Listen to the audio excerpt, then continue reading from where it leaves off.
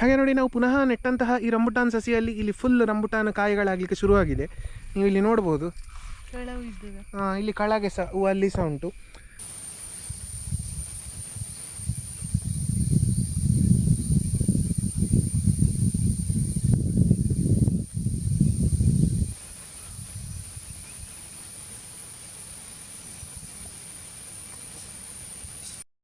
ಇದೀಗ ನಾವು 2ನೇ ಸಲ ನೆಟ್ಟದ್ದು. ನಮ್ಮ ಮುಂಚಿನ ಹಳೆ ವ್ಲಾಗ್ ನೀವು ನೋಡಿದರೆ, ನಮ್ಮದಲ್ಲಿ ಕೆಳಗೆ ರೋಡಲ್ಲಿ ಹೋಗುವಲ್ಲಿ ಒಂದು ದೊಡ್ಡ ಮರವೇ ಆಗಿತ್ತು. ಅದನ್ನು ಏನು ಚಾಕ್ರಿ ಮಾಡದೆ ಹಾಗೆ ಬಿಟ್ಟಲ್ಲಿಗೆ ಬೆಳೆದಂಥ ಮರ. ಅದರಲ್ಲಿ ತುಂಬಾ ರಂಬುಟಾನ್ ಆಗ್ತಿತ್ತು. ಅದು ನಮಗೆ ಅಲ್ಲಿ ದಾರಿಗೆ ಅಡ್ಡಾಗ್ತದೆ ಅಂತ ನಾವು ಕಡ್ದು ಹಾಕಿದ್ವಿ ಅದನ್ನು. ಆಮೇಲೆ ಇಲ್ಲಿ ವಾಪಸ್ ನಮ್ಮ ಈ ಜಾಗದಲ್ಲಿ ನೆಟ್ಟಿದ್ದೇವೆ.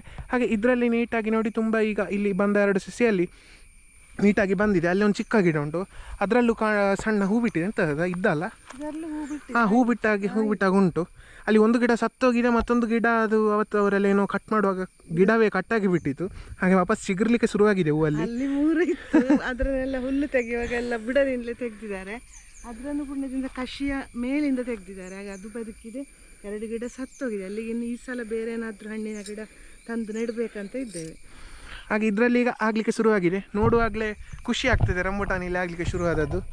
ನೋಡಿ, ಇಲ್ಲಿ ಎಲ್ಲ ಕಾಣ್ತದೆ, ನಿಮಗೆ ವಿಡಿಯೋದಲ್ಲಿ ಕಾಣ್ಬೋದು. ನಾವು ಅದಕ್ಕೆ ಏನು ಗೊಬ್ಬರ ಎಲ್ಲ ಏನು ಕೊಟ್ಟಿಲ್ಲ, ಹಾಗೆಯೇ ಸಾಕ್ತಾ ಇರೋದು. ಏನು ಬೇಕಾಗುದಿಲ್ಲ ಅದಕ್ಕೆ, ನಾವು ಹಾಗೆಯೇ ಸಾಕ್ತಾ ಇರೋದು. ಅದಕ್ಕೆ ಏನು ಸಹ ನೀರು ಕೂಡ ಬೇಕು ಅಂತಿಲ್ಲ. ನಾವು ಬೇಕಿದ್ರೆ ಅಂತ ಡ್ರಿಪ್ ಸಹ ಇತ್ತು. ನಾವು ಈ ಸಲ ಅದನ್ನು ಕಟ್ಟಿ ಇಟ್ಟದನ್ನು ಬಿಡಿಸ್ಲೇ ಇಲ್ಲ ಬೇಸಿಗೆಯಲ್ಲಿ. ಬೇಡ ಅಂತ ನೀರು ಹಾಕಲಿಲ್ಲ, ಅದಕ್ಕೆ ನೀರು ಬೇಕಂತವೇ ಇಲ್ಲ, ಹಾಗೆ ಬಿಟ್ಟದ್ದು ನಾವು. ಅಂದರೆ ಅಲ್ಲಿ ರೋಡ್ ಸೈಡಲ್ಲಿ ಇದ್ದದಕ್ಕೆ ನೀರು ಹಾಕ್ತಾ ಇರಲಿಲ್ಲ. ಅದರ ಹಾಗೆಯೇ ಹೂಗು ಬಿಟ್ಟು ಅದರಲ್ಲಿ ತುಂಬಾನೇ ಆಗ್ತಾ ಇತ್ತು. ಆದ ಕಾರಣ ಈ ಸಲ ನೀರು ಬೇಡ ಅಂತ ತೆಗೆದಿಟ್ಟದ್ದು ನಾವು. ಸಣ್ಣ ಗಿಡ ಇರುವಾಗ ಜೀವ ಹಿಡಿಲಿಕ್ಕೆ ಅಂತ ಡ್ರಿಪ್ ಹಾಕ್ಸಿದ್ದು, ಅದನ್ನು ವಾಪಸ್ ಹಾಗೆ ಕಟ್ಟಿಟ್ಟಿದ್ದೇವೆ ಅಲ್ಲಿ. ಪಿರಿಪಿರಿಯಾಗಿ ಬರುತ್ತಿರುವಂತಹ ಮಳೆ, ಅದರಲ್ಲಿ ನೆನೆಯುತ್ತಿರುವಂತಹ ಹಕ್ಕಿಗಳು ನೋಡ್ಲಿಕ್ಕೆ ಎಷ್ಟು ಚಂದ ಅಲ್ಲ. ನೋಡಿ, ಇಲ್ಲಿರುವಂತಹ ಈ ಹಕ್ಕಿಗಳೆಲ್ಲ ನಮ್ಮ ಮನೆ ಎದುರೆಲ್ಲ ಇತ್ತು ಸುತ್ತಮುತ್ತ. ಅದನ್ನೆಲ್ಲ ಇಲ್ಲಿ ನಾ ತೋರಿಸ್ತಾ ಇದ್ದೇನೆ.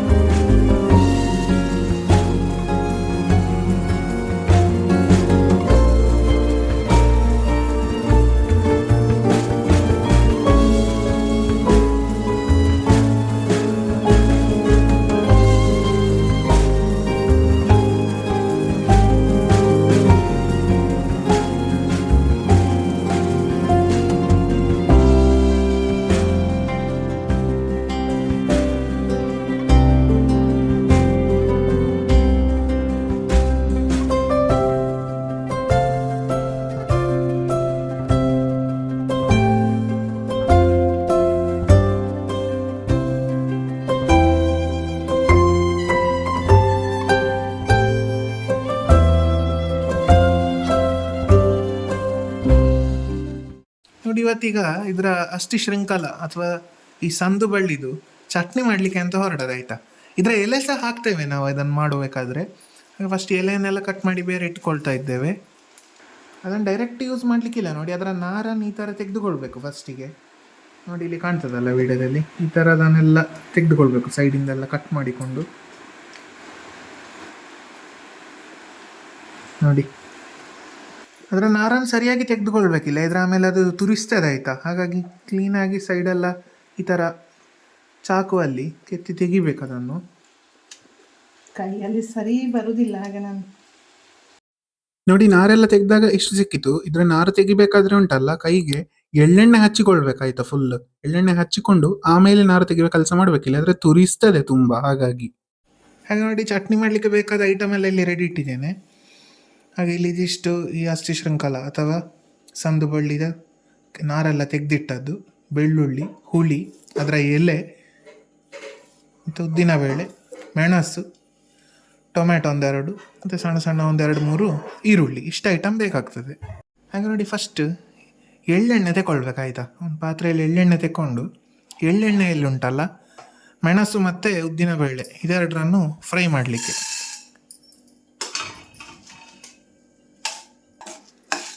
ಇದೀಗ ಚೆನ್ನಾಗಿ ಫ್ರೈ ಆಗಿಕೊಳ್ಬೇಕು.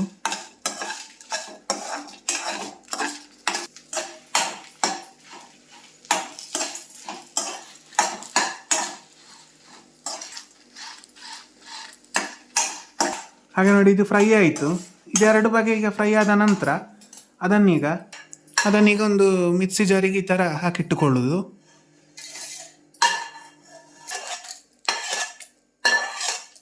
ಇನ್ನೊಂದು ಸ್ವಲ್ಪ ಎಣ್ಣೆ ಸೇರಿಸ್ಕೊಳ್ಬೇಕು ಅದಕ್ಕೆ. ಆಮೇಲೆ ಈ ನಮ್ಮ ಸಂದು ಬಳ್ಳಿಯನ್ನು ಹಾಕಿ ಫ್ರೈ ಮಾಡಬೇಕು. ಸಂದು ಬಳ್ಳಿಯನ್ನೆಲ್ಲ ಹಾಕಿಕೊಳ್ತಾ ಇದ್ದೇವೆ. ಸಂದು ಬಳ್ಳಿ ಹಾಕ್ತಿದ್ದಾಗ ಇನ್ನೊಂದೊಂದೇ ಐಟಮ್ ಎಲ್ಲ ಹಾಕೋದು. ಅದರ ಎಲೆ, ಸಂದು ಬಳ್ಳಿಯ ಎಲೆ, ಇಷ್ಟು ಬೆಳ್ಳುಳ್ಳಿ, ಆಮೇಲೆ ಈರುಳ್ಳಿ ಅನ್ಸ ಸೇರಿಸ್ಕೊಳ್ತಾ ಇದ್ದೇವೆ. ಇನ್ನೊಂದು ಸ್ವಲ್ಪ ಇದೀಗ ಫ್ರೈ ಆಗಲಿ ಹೀಗೆ.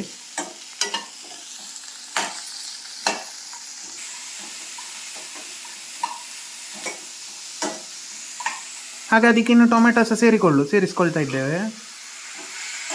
ಒಂದು ಸಣ್ಣ ತುಂಡು ಹುಳಿ ಸಹ ಸೇರಿಸ್ಕೊಳ್ತಾ ಇದ್ದೇವೆ. ಅದನ್ನು ಹಾಗೆ ಸ್ವಲ್ಪ ಚೆನ್ನಾಗಿ ಬಾಡಬೇಕು. ಒಂದು ಸ್ವಲ್ಪ ಕೊತ್ತಂಬರಿ ಸೊಪ್ಪು ಸಹ ಸೇರಿಸ್ಕೊಳ್ತಾ ಇದ್ದೇವೆ. ಈಗ ವಾಪಸ್ ಸ್ವಲ್ಪ ಹೊತ್ತು ಹೀಗೆ ಮಿಕ್ಸ್ ಮಾಡ್ತಾ ಇರಬೇಕು ಅದನ್ನು.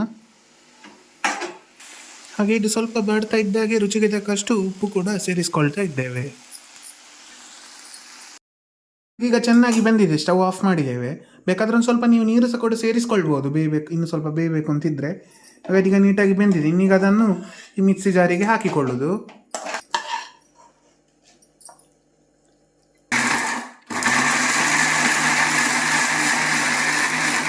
ಅದಕ್ಕೊಂದು ಸ್ವಲ್ಪ ನೀರು ಬೇಕಾಗ್ತದೆ ರುಬ್ಬುವಾಗ, ಹಾಗೆ ಒಂದು ಸ್ವಲ್ಪ ನೀರು ಕೂಡ ಸೇರಿಸ್ಕೊಳ್ತೇವೆ ಇನ್ನು. ಹಾಗೆ ನೋಡಿ ರುಬ್ಬಿಬಿಟ್ಟು ನಮ್ಮ ಚಟ್ನಿ ರೆಡಿಯಾಗಿದೆ. ನೋಡಿ ಈ ಹದದಲ್ಲಿ ಚಟ್ನಿ ಇದೆ. ಹಾಗೆ ನೋಡಿ ನಮ್ಮ ಚಟ್ನಿ ರೆಡಿಯಾಗಿದೆ. ಸ್ವಲ್ಪ ಹುಳಿ ಹುಳಿ ಖಾರ ಖಾರ ಆಗಿ ಒಂದು ಅನ್ನದೊಟ್ಟಿಗೆ ಸೇರಿಸಿ ಊಟ ಮಾಡಲಿಕ್ಕೆ ಭಾರಿ ಒಳ್ಳೆಯದಾಗ್ತದೆ. ದೋಸೆಗೆ ಸಹ ಒಳ್ಳೆಯದಾಗ್ಬೋದು. ಹಾಗೆ ಈ ಚಟ್ನಿಗೆ ಇನ್ನೂ ಒಗ್ಗರಣೆ ಹಾಕುವ ಅವಶ್ಯಕತೆ ಇಲ್ಲ. ಹಾಗೆ ಈ ಹದದಲ್ಲಿ ಇರ್ತದೆ ಚಟ್ನಿ. ನೋಡಿ ಹೇಗಿದೆ ಅಂತ. ಹಾಗೆ ಈ ಚಟ್ನಿ ಮಾಡುವಾಗ ಉದ್ದಿನಬೇಳೆ ಸ್ವಲ್ಪ ಜಾಸ್ತಿಯೇ ಹಾಕಿಕೊಳ್ಬೇಕು, ಅದಕ್ಕೆ ನಾವು ಸ್ವಲ್ಪ ಜಾಸ್ತಿಯೇ ಹಾಕಿದ್ದು. ಹಾಗೆ ಮುಖ್ಯವಾಗಿ ಅದೇ 2 ವಿಷಯ ನೆನ್ಪಿಟ್ಕೊಳ್ಬೇಕು. ಅದರ ನಮ್ಮ ಸಂದು ಬಳ್ಳಿದು ನಾರನ್ನು ತೆಗಿಬೇಕಾದ್ರೆ ಮುಂಚೆ ಕೈಗೆ ಇದು ಎಳ್ಳೆಣ್ಣೆ ಹಚ್ಚಿಕೊಂಡು ಆಮೇಲೆ ಅದರ ನಾರನ್ನು ತೆಗಿಲಿಕ್ಕೆ ಹೊರಡಬೇಕು. ಹಾಗೆ ಇದು ಚಟ್ನಿ ಮಾಡಬೇಕಾದ್ರೆ ಸ್ವಲ್ಪ ಉದ್ದಿನಬೇಳೆ ಜಾಸ್ತಿಯೇ ಹಾಕಿಕೊಳ್ಬೇಕು. ಹಾಗೆ ಈ ಹದದಲ್ಲಿ ಇರ್ತದೆ. ಈ ಚಟ್ನಿ ನಾವು ತೆಂಗಿನಕಾಯಿ ಸಹ ಇದಕ್ಕೆ ಸೇರಿಸ್ಕೊಂಡು ಮಾಡ್ಬೋದು. ಹಾಗೆ ಮಾಡಿದರೆ ಇನ್ನೂ ಸ್ವಲ್ಪ ಜಾಸ್ತಿ ಬರ್ತದೆ ಚಟ್ನಿ. ಹೀಗೆ ಬರೀ ಇಷ್ಟರಲ್ಲಿ ಸಹ ಮಾಡಿಕೊಳ್ಬೋದು. ಹಾಗೆ ಇದೊಂದು ನಮ್ಮ ಸಂದು ಬಳ್ಳಿಯ ಚಟ್ನಿ ಹೇಗೆ ಮಾಡೋದು ಅಂತ ನಾವು ತೋರಿಸಿಕೊಟ್ಟದ್ದು. ಕಳೆದ ಬಾರಿ ನಾವು ಸಂದು ಬಳ್ಳಿಯ ಬಗ್ಗೆ ವಿಡಿಯೋ ಮಾಡಿ ಹಾಕಿದಾಗ ಅಲ್ಲಿ ಒಬ್ಬರು ಕೇಳಿಕೊಂಡಿದ್ರು ಇದರಂದು ಹೇಗೆ ಏನಾದರೂ ಒಂದು ರೆಸಿಪಿ ಉಂಟಾ. ಹಾಗೆ ನಾವು ಚಟ್ನಿ ಹೇಗೆ ಮಾಡೋದು ಅಂತ ಇಲ್ಲಿ ತೋರಿಸಿಕೊಟ್ವಿ. ಹಾಗೆ ಈ ವ್ಲಾಗ್ ನಿಮಗೆ ಇಷ್ಟ ಆಯಿತು ಅಂತ ಅಂದ್ಕೊಳ್ತೇನೆ. ವಿಡಿಯೋ ಇಷ್ಟ ಆಗಿದ್ದರೆ ಲೈಕ್ ಮಾಡಿ, ಶೇರ್ ಮಾಡಿ, ಕಮೆಂಟ್ ಮಾಡಿ, ಹಾಗೂ ಚಾನಲ್ಗೆ ಸಬ್ಸ್ಕ್ರೈಬ್ ಆಗೋದನ್ನು ಮರಿಬೇಡಿ. ಹತ್ರದಲ್ಲಿರೋ ಬೆಲ್ ಐಕನನ್ನು ಕ್ಲಿಕ್ ಮಾಡಿ. ನೆಕ್ಸ್ಟ್ ವಿಡಿಯೋದಲ್ಲಿ ಸಿಗುವ. ಅಲ್ಲಿಯವರೆಗೂ ಟೇಕ್ ಕೇರ್. ಬಾಯ್ ಬಾಯ್.